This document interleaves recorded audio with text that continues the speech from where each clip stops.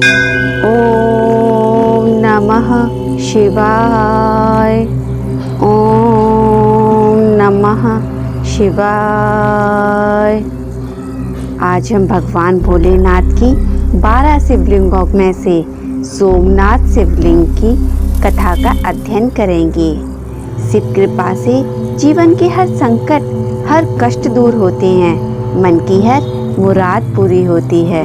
सोमनाथ का ज्योतिर्लिंग इस धरती का पहला ज्योतिर्लिंग है। इस ज्योतिर्लिंग की महिमा बड़ी विचित्र है। शिव पुराण की कथा के हिसाब से प्राचीन काल के राजा दक्ष ने अश्विनी समेत अपनी 27 कन्याओं की शादी भगवान चंद्रमा से की थी। 27 कन्याओं का पति बनकर चंद्रमा बेहद सुखी थे। कन्याएं भी चंद्रमा को वर के रूप में पाकर अति प्रसन्न थी, लेकिन ये प्रसन्नता ज़्यादा दिनों तक कामयाब नहीं रह सकी, क्योंकि कुछ दिनों के बाद चंद्रमा उनमें से एक रोहिणी पर ज़्यादा मोहित हो गए। ये बात जब राजा दक्ष को पता चली तो वो चंद्रमा को समझाने गए। चंद्रमा ने उनकी बात सुनी, लेकिन कुछ दिनों के बाद फिर रोहिणी पर उनकी आसक्ति तेज हो गई। जब राजा दक्ष को ये बात फिर पता चली तो वो गुस्से से चंद्रमा के पास गए। उनसे कहा कि मैं तुमको पहले भी समझा चुका हूँ, लेकिन लगता है तुम मेरी बात का कोई असर नहीं होने वाला, इसलिए मैं तुम्हें श्राप देता हूँ कि तुम 6 रोग के मरीज हो जाओ। राजा दक्ष के इस श्राप के तुरंत बाद चंद्रमा 6 रोग से ग्रस्त होकर धूमिल हो गए।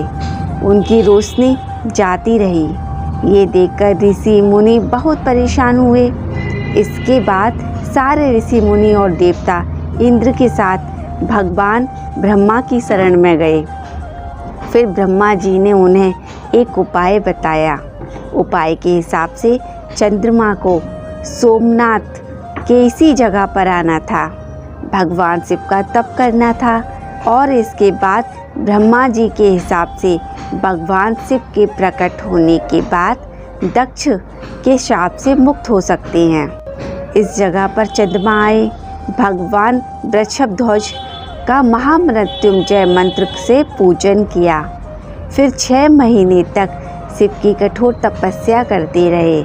चंद्रमा की कठोर तपस्या को देखकर भगवान शिव खुश हुए, उनके सामने आए और उनसे वर मांगने को कहा। चंद्रमा ने वर मांगा कि हे भगवान, अगर आप खुश हैं तो मुझे इन 6 रोग से मुक्त कीजिए और मेरे सारे अपराधों को क्षमा कीजिए। भगवान ने कहा कि तुम्हें जिसने श्राप दिया है वो भी कोई साधारण व्यक्ति नहीं है, लेकिन मैं तुम्हारे लिए कुछ अवश्य करूँगा। इसके बाद भगवान शिव ने चंद्रमा के साथ जो किया उसे देखकर चंद्रमा न ज़्यादा खुश हो सके और ना ही ज़्यादा उदास रह सके। लेकिन शिव ने ऐसा क्या किया, ये जानने से पहले मेरा आप सबसे आज का प्रश्न, भगवान शिव की कितनी शादियाँ हुई थीं? इसका जवाब आप मुझे कमेंट बॉक्स में लिखकर अवश्य दें। चंद्रमा की तपस्या से भगवान शिव प्रसन्न थे, उन्हें वर देना चाहते थे, लेकिन संकट देखिए, जिन्होंने चंद्रमा को श्राप दिया था वो भी कोई साधारण हस्ती नहीं थे। असमंजन जिसमें भगवान शिव भी पड़ गए। भगवान शिव ने रास्ता निकाल ही लिया। चंद्रमा से कहते हैं कि मैं तुम्हारे लिए यह कर सकता हूँ। एक माह में 2 पक्ष होते हैं, उनमें से एक पक्ष में तुम निखरते जाओगे, लेकिन दूसरे पक्ष में तुम छीड़ भी हो जाओगे। ये पौराणिक राज है चंद्रमा के शुक्ल और कृष्ण पक्ष का, जिसमें एक पक्ष में तो वे बढ़ते हैं और दूसरे पक्ष में घटते जाते हैं। भगवान शिव के इस वर से चंद्रमा काफ़ी खुश हो गए।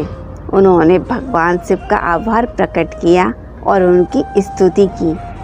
यहाँ एक बड़ा रहस्य ये है, अगर आप साकार और निराकार शिव का रहस्य जानते हैं तो आप इसे समझ जाएंगे, क्योंकि चंद्रमा की स्तुति के बाद इसी जगह पर भगवान शिव निराकार साकार हो गए थे और साकार होते ही देवताओं ने उन्हें यहाँ सोमेश्वर भगवान के रूप में मान लिया।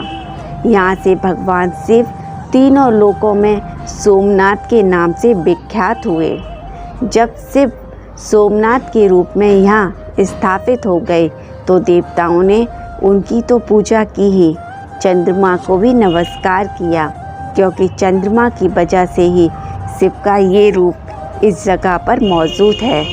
समय गुजरा, इस जगह की पवित्रता बढ़ती गई। शिव पुराण की कथा है कि जब शिव सोमनाथ के रूप में यहाँ निवास करने लगे तो देवताओं ने यहाँ एक कुंड की स्थापना की। इस कुंड का नाम रखा गया सोमनाथ कुंड। कहते हैं कुंड में भगवान शिव और ब्रह्मा के साक्षात निवास है, इसलिए जो भी इस कुंड में स्नान करता है उसके सारे पाप धुल जाते हैं, उसे हर तरह के रोगों से निजात मिलता है। शिव पुराण में लिखा है कि अध्यास से अध्यास रोग भी कुंड में स्नान करने के बाद खत्म हो जाते हैं, लेकिन एक विधि है जिसको मानना पड़ता है। अगर कोई व्यक्ति 6 रोग से ग्रसित है तो उसे इस कुंड में लगातार 6 माह तक स्नान करना होगा। ये महिमा सोमनाथ की है।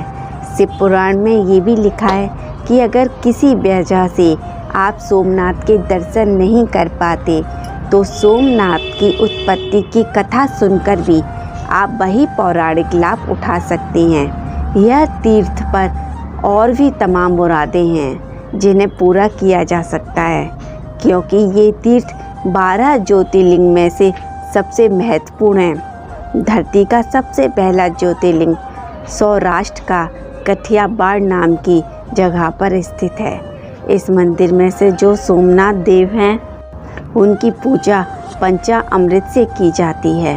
कहा जाता है कि जब चंद्रमा को भगवान शिव ने श्राप से मुक्त किया तो उन्हें जिस विधि से साकार शिव की पूजा की थी उस विधि से आज भी भगवान सोमनाथ की पूजा होती है।